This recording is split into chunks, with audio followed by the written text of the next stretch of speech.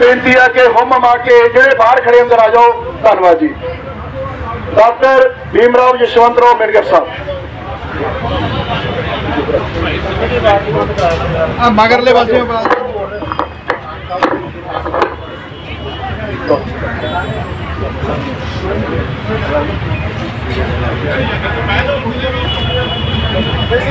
यार आवाज बात आ रही है, आवाज बंद करो।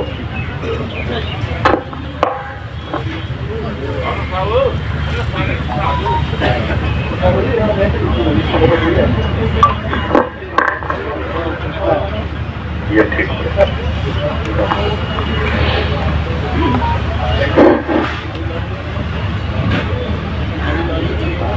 सबको जय भीम। डॉक्टर बाबा साहब अम्बेडकर अमर रहे। महात्मा ज्योतिबा फुले, छत्रपति साहू महाराज, मान्यवर काशीराम जी, सभी महापुरुषों को विनम्र अभिवादन करता हूं। इस मंच पर आसीन जिनका नाम लेना पड़ेगा, आइंदर जी, जिन्होंने मुझे यहां बुलाया, सभी मान्यवर उपस्थित और भाई बहनों, मुझे बताया गया, जरा इस पर बात करता हूं। जो मुझे अभी ये निवेदन दिया है हमारे कर्मचारी भाइयों ने, जिसको मैंने अभी पढ़ा, बताना चाहता हूं कि डॉक्टर बाबा साहब अम्बेडकर ने बंबई में 1938 में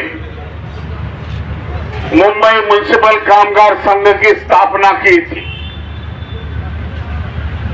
उस समय बंबई की हालत ऐसी थी, हमारे लोग जो गांव से आए लोग हैं वो ब्रिटिश राज्य में सफाई का काम करते थे और ब्रिटिश सरकार इनको कोई सुविधा नहीं देती थी। मैं 1938 की बात करता हूं। 1938 एक तो तनख्वाह कम थी, सुविधा नहीं थी, सफाई का काम करते समय उनकी सेहत को बहुत कठिनाई पड़ती थी। इसलिए पहली बंबई में जो यूनियन निकाली सफाई कर्मचारी की, तो बाबा साहब ने निकाली। आज में मुंबई में बॉम्बे म्युनिसिपल कामगार संघ नाम से चल रही है। प्रकाश अम्बेडकर, बाला साहब अम्बेडकर उसके प्रेसिडेंट है। इसके लिए बताना चाहता हूं, तो भाई बैठ जाए यार। भाई हमारे पास बहुत बड़ी ताकत है। इसमें लिखा है कि 500 लोग वर्कर को जो 15 साल से काम कर रहे थे उनको निकाल दिया गया। मैं कामगारों की ताकत ज्यादा है, हमारी ताकत हम ही आज भूल गए, इसके लिए आज ऐसी परिस्थिति है। बताना चाहता हूं 500 लोगों को, भाई इकट्ठा हो जाओ और घेरा डालो। इधर कमिश्नर होगा, वैसे मुंबई में होता है वैसा, कमिश्नर को घेरा डालो और दूसरा मुकदमा लेबर कमिश्नर पे, इसके बाद मुकदमा डालो। मैं समझता हूं आप कामयाब होगी। यहां जो आंदोलन चल रहा है, जो पंजाबी में अभी सभी ने बात रखी, थोड़ी थोड़ी मैं जानता था कि काफी समय से यहाँ की गवर्नमेंट जो समस्या है समाज की, शेड्यूल कास्ट, शेड्यूल ट्राइब की, बैकवर्ड क्लास की, ओबीसी समाज की, कुछ सर्टिफिकेट का मामला मैंने सोचा। दूसरा यहाँ के अनएम्प्लॉयमेंट की कुछ बातें किसी ने रखी। यहाँ सरकार नौकरी नहीं दे रही है, कॉन्ट्रैक्ट बेस्ड सिस्टम इस पंजाब में चल रही है। संविधान का अमल नहीं था, इसे मुझे पता चला इनके बातों से। बताना चाहता हूं कि काफी उम्मीद थी तुम्हारे में। जब बदलाव हो गया यहां, आपकी सरकार यहां आ गई और जिस पंजाब में शेड्यूल कास्ट शेड्यूल ट्राइब की संख्या 33-35% है, 33%, 35% है, वो समाज के लोगों ने आप सरकार को चुन के दिया। इसके लिए बताना चाहता हूं, उम्मीद थी आपको कि नई सरकार आएगी और हमारा हल सब दूर करेगी, लेकिन यही आदमी है पार्टी का लीडर जो दिल्ली में बैठा है।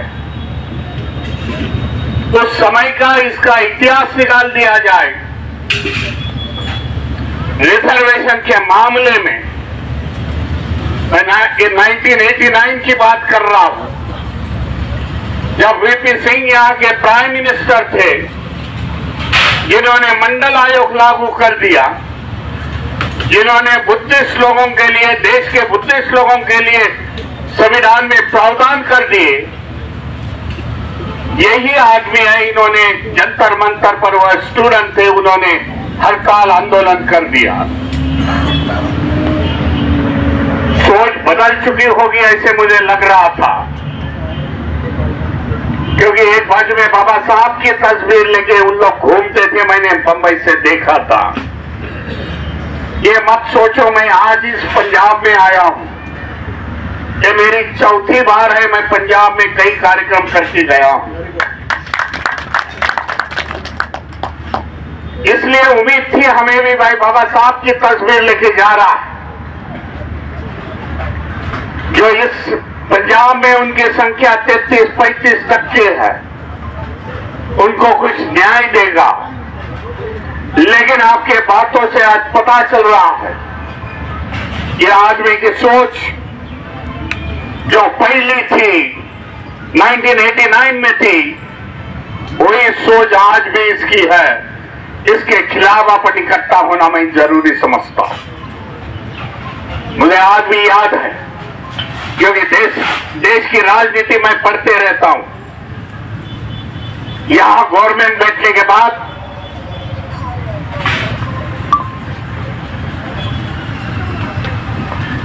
यहां स्टेट गवर्नमेंट बैठने के बाद जब अपर हाउस के चुनाव हो गए, जो 6 सीटें जा रही थी, याद करो आप भी, तब 6 सीटों में से उन्होंने जो लिया वो जनरल कैटेगरी के लोग लिए। आपने भी उम्मीद की होगी कि 6 लोगों में कोई ना कोई तो भी शेड्यूल कास्ट का, शेड्यूल ट्राइब का, बाबा साहब को मानने वाले आदमी को चुनौती मिल जाए, लेकिन ऐसा हुआ नहीं। 6 के 6 पार्लियामेंट के अपर हाउस में इन्होंने चुन के दिए। उस समय आपने सोचना चाहिए था, आदमी हमारे लिए खतरा है। आज मैं पंजाब में देख रहा हूं, सुबह से मैं 2 कार्यक्रम करके आया हूं। हमारे लोगों की अनेक संगठनाएं इधर चल रही है, विविध नाम से चल रही है, बाबा साहब की तस्वीर लेके चल रही है। भाई समय कठिन है, पंजाब का ही नहीं तो पूरे देश का समय आज कठिन चल रहा। कठिन किसके लिए चल रहा है? कि हमारे लिए चल रहा है, वंचित समाज के लिए चल रहा है, शेड्यूल कास्ट शेड्यूल ट्राइब के लिए चल रहा। क्योंकि जो विचारधारा आज देश में काम कर रही है, जो पंजाब में काम कर रही है, वो विचारधारा नहीं मानती कि बाबा साहब के अनुयायी, बाबा साहब को मानने वाले लोग आगे निकल जाए, पढ़ाई में आगे निकल जाए, सामाजिक स्टेटस में आगे निकल जाए, बड़े बड़े उद्योग में निकल जाए, ये नहीं मानते हैं। ये आज की असलियत है पूरे देश की। इसके लिए जो केंद्र में मोदी सरकार है, उन्होंने तेर लिया है और उसी के रास्ते में आज पंजाब की सरकार चल रही है। उन्होंने देखा कि बाबा साहब के अनुयायी, बाबा साहब को मानने वाले जो करोड़ों लोग हैं और शिक्षा में आगे निकल चल रहे हैं, इसके लिए शिक्षा का प्राइवेटाइजेशन हो चुका है, जिसको आप निजीकरण बोल सकते हो। निजीकरण होने के बाद जो फी लगेगी हमारे बच्चों को, और फिर इतनी महंगी कर जाएगी कि हम उसको अफोर्ड नहीं कर सकेंगे, हम लोग नहीं भर पाएंगे, क्योंकि ये ब्रेक करने का वादा है। समाज की एजुकेशन सिस्टम जो चल रही थी, उसको ब्रेक करने का ये स्टेट गवर्नमेंट और सेंट्रल गवर्नमेंट ने फायदा उठा दिया है। इसके लिए एजुकेशन के बाद जो बाबा साहब ने संविधान में प्रावधान किया हुआ था, सेक्शन 340, सेक्शन 341 में, कि हमें रिजर्वेशन गवर्नमेंट के हर एक डिपार्टमेंट में मिलना चाहिए। आज 10 साल में यहां के सरकार ने गवर्नमेंट की निजीकरण कर दी। सरकारी जो कंपनियां थी वो बेच दी। रिजर्वेशन खत्म करने का मामला आज देश में चल रहा है। कई हमारे संगठन है महाराष्ट्र से, देश के कई कॉर्पोरेट से है, उन्होंने पिटीशन फाइल कर दी है, जो सुप्रीम कोर्ट में आज प्रलंबित है, पेंडिंग है। पर हमें रिजर्वेशन चाहिए, रिजर्वेशन इन प्रमोशन चाहिए। लेकिन ये पिटीशन आज भी 3-3 साल उधर पेंडिंग है। ये सब साजिश है भाई यहाँ की। यहाँ की सिस्टम हमें अलाउ नहीं करेगी आगे बढ़ने के लिए। इसके लिए हमें इकट्ठा होना पड़ेगा। बीच में कोई वक्ता मेरे सामने बोल रहा था, एक गैर राजनीतिक दल का आंदोलन चल रहा है। गैर राजनीतिक आंदोलन है तो सरकार डरेगी नहीं। सरकार डरती है, खाली राजनीति में डरती है। राजनीतिक पार्टियां जब खड़ी रहेंगी आपके साथ तो सरकार डरेगी, क्योंकि सरकार को डर है कि पंजाब का उदाहरण लेते समय हम लोग एक ही छाते के नीचे, एक ही पार्टी के नीचे आ गए, तो यहां की सरकार को डर है, मैं समझता हूं। आज इसके लिए मैंने पिछली बार बोला कि हम लोग ने हमारी ताकत नहीं पहचानी। राजनीतिक ताकत हमें हमारे पहचाननी पड़ेगी। इतनी ताकत है इस देश में। जो शेड्यूल कास्ट, शेड्यूल ट्राइब, वंचित समाज है, उसकी संख्या 85% है।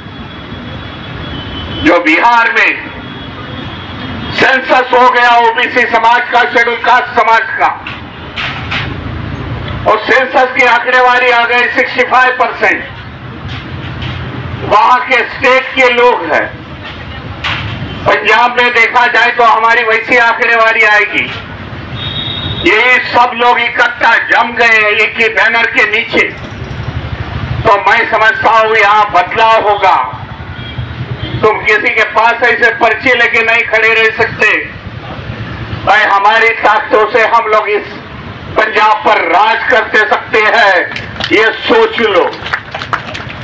क्योंकि बाबा साहब ने उसी समय में लिखा हुआ था, जाओ अपने घर के दीवारों पर लिख लो कि हमें शासन करती जमात बननी है।